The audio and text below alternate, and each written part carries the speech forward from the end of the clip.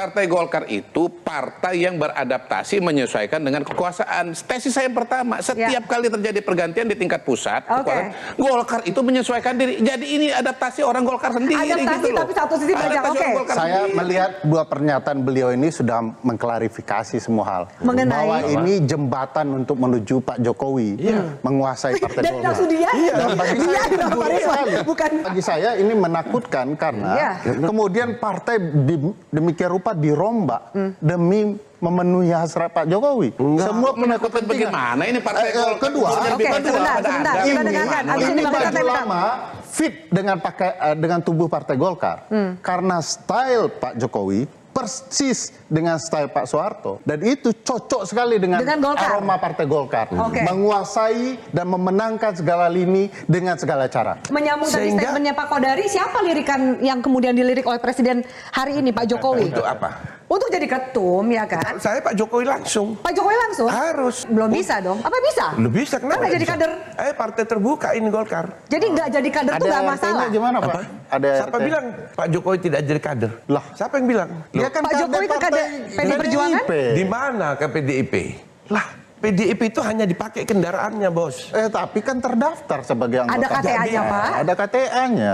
Dia itu tahun 97 sudah jadi kader Golkar. Aduh, tapi kan udah keluar begitu masuk PDIP. Gak bisa, gak pernah dia katakan keluar. Jadi itu dihitung gitu? Bagi saya itu sebentar. Enggak dong. Baik. Sekarang ya saya tahu. Saya pikir kita tidak boleh mengedepankan pilihan tanpa tahu aturan. Sebentar. Nah, jangan karena dia presiden lalu kita mudahkan segala urusan. Enggak presiden. Golkar bisa menarik kader partai lain. Partai kita nggak punya nilai lagi. Dia tidak ada standar, tidak ada ideologi yang berbeda. Apa artinya kaderisasi dong? Apa artinya kaderisasi dan segala macam? Apa arti jasa PDIP terhadap Jokowi? Kalau kemudian semua bisa dimusnahkan dalam semalam. Jadi ini bukan kerja, tapi ini gusur. Jadi Golkar ini, kalau klub sepak bola itu namanya Real Madrid. Hobi banget dia transfer, ada pemain bagus dia beli, ada pemain bagus dia beli. Terus, gitu ya? Dia olah pemain-pemain itu. Paling banyak juara Champions gitu loh. Agak beda dengan Barcelona.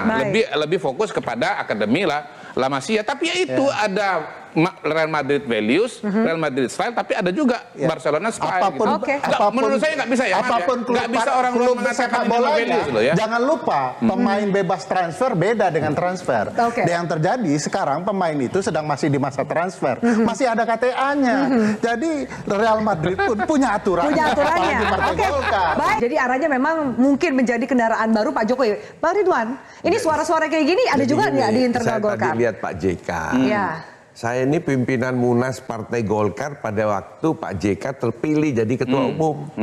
Dari 5 orang, ketuanya Pak Gaufur almarhum, 4 sudah mati, tinggal saya yang hidup ini sekarang. Karena waktu itu saya termuda pimpinan Munas itu. Pak JK ini kapan jadi pengurus Partai Golkar? Kapan pengurus Golkar? Tidak ada, terpilih. Kenapa? Ya bisik-bisik. Pak SBY menginginkan Pak JK, Akbar Tanjung yang berjuang mati-matian memenangkan Partai Golkar 2004. Iya kan? Tapi Pak JK memenuhi syarat nggak Pak? Tidak memenuhi syarat. Menjadi kader? Tidak ada. Kapan jadi kader? Kapan jadi kader? Jadi Pak JK menjadi ketum tanpa menjadi kader? Tidak menjadi Pak JK Nah itu yang mau ditiru saat ini. Sebentar, Pak JK itu ada tercatat yaitu sebagai pendiri Sekber Golkar di Makassar. Sekber Golkar 6471 berubah jadi 71 jadi Golkar, 99 menjadi partai. Di dalam saat itu saya mau memimpin, tidak memenuhi syarat. Akhirnya kami pimpinan Munas dan Senkumnya rapat konsultasi ke Akbar Tanjung. Gimana Pak JK tidak memenuhi syarat? Dia bilang, Ridwan, Sekber Golkar Partai Golkar itu satu kesatuan. Masuklah dia. Tidak pernah jadi pengurus. Di mana coba? Sebutkan tanggal berapa sampai kapan? Nggak ada. Pak Ridwan, tapi kalau tadi Bapak bilang bahwa ini kan lirikannya SBY, maunya JK, berarti sebegitu berpengaruh lirikan seorang presiden untuk menentukan siapa yang menjadi ketum Golkar. Betul. Karena Golkar itu doktrinnya karya kekaryaan, karya siaga, gatra praja. Tahu artinya itu? Ini partai pemerintah. Karya siaga itu setiap kader Golkar harus berkarya sesuai dengan profesi masing-masing, menjaga pemerintahan gatra praja. Tahu namanya Soekarwo di Jawa Timur, pengurus Golkar bareng saya. Maju pilkada 2008, saya ini diambil oleh PDIP Sucipto Ridwan melawan Karwo Saiful. Karwo ini pengurus Golkar bareng saya. Jadi Partai Demokrat menang, jadi ketua Partai Demokrat. Sekarang di mana Karwo? Dewan Pakar sama saya. Baik. Jadi yang namanya Ya, itu kan kembali lagi jadi kader. Makanya Jokowi juga kembali lagi jadi kader. Hari ini kan bukan kader Golkar, Pak, ya kan? Assalamualaikum warahmatullahi wabarakatuh. Jumpa lagi dengan saya di Camp TV Channel. Barusan kita saksikan ya perdebatan yang sangat seru antara elit Golkar, Bung Ridwan Hisam ya, dan juga pengamat politik Ferry Amsari, dan juga ya maklar survei Mr. Q atau Muhammad Qadari ya. Di sini berdebat tentang mengapa mundur Ketua Umum Partai Golkar Erlangga Hartarto dengan tiba-tiba. Dan ini di sini sangat mengejutkan sekali ya, dan ini bahkan membuat Ferry Amsari dan juga M. Qadari terbengong-bengong. Pengakuan dari elit Golkar ya bahwa Pak Jokowi adalah ternyata telah menjadi kader Golkar sejak 1997 sebelum reformasi. Dan ini sangat menunjukkan sekali ya, dan juga bahkan tentang mundurnya Erlangga Hartarto ini rupanya memang diakui oleh elit Golkar bahwa proyeksinya adalah Presiden Jokowi bakal menjadi ketua umum Partai Golkar. Dan itu setiap Ferry Amsari membicarakan ini ada niat Pak Jokowi, iya memang iya. Dia selalu mengiyakan ini. Bung Ridwan Hisam ini ya salah satu elit Partai Golkar yang waktu itu dia menceritakan bagaimana perjalanan Partai Golkar, dan ternyata ya Pak Yusuf Kalla terpilih menjadi ketua umum Golkar juga ternyata sama ini. Pak Yusuf Kalla juga tadinya bukan kader Golkar, dan sampai sekarang Pak Yusuf Kalla bukan kader Golkar katanya. Dan dia terpilih atas pilihan dari penguasa. Waktu itu Pak SBY menginginkan Pak Yusuf Kalla untuk menjadi ketua umum Golkar, dan itu pun terjadi. Begitu juga Pak Akbar Tanjung kalau nggak salah ya, dia terpilih itu karena ya memang ada dukungan dari penguasa waktu itu Pak Harto.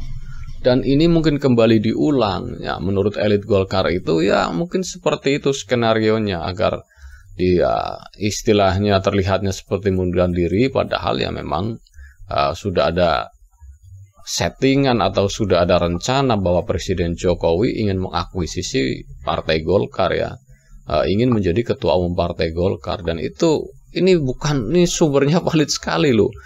Ini elit Golkar sendiri yang berbicara, dan di sebuah acara lagi. Ini jadi bukan rahasia umum lagi ya, berarti memang iya Partai Golkar sendiri sangat menginginkan Presiden Jokowi untuk menjadi ketua umum.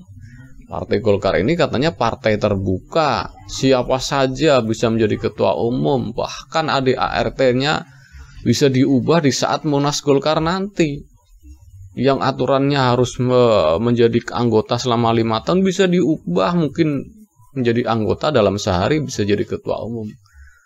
Jadi di Partai Golkar ini ternyata yang paling tinggi adalah Munas Golkar. Di situ semua bisa dirubah, semua bisa diputuskan sesuai dengan selera mungkin ya. Dan mungkin ini uniknya Partai Golkar. Jadi ini sesuatu yang sangat mengejutkan sekali bahwa dari Partai Golkar sendiri memang menginginkan Presiden Jokowi untuk menjadi ketua umum. Jadi ya sama-sama menginginkan, akhirnya terpaksa Erlangga Hartarto harus mundur lebih awal. Oke, mungkin cukup sekian dulu. Bagi Anda yang setuju atau tidak setuju, silakan komentar di kolom komentar ya, dan like, subscribe, dan juga yang belum subscribe nih, subscribe dulu supaya dapat bonus tontonan video terbaru dari KM TV Channel. Salam waras.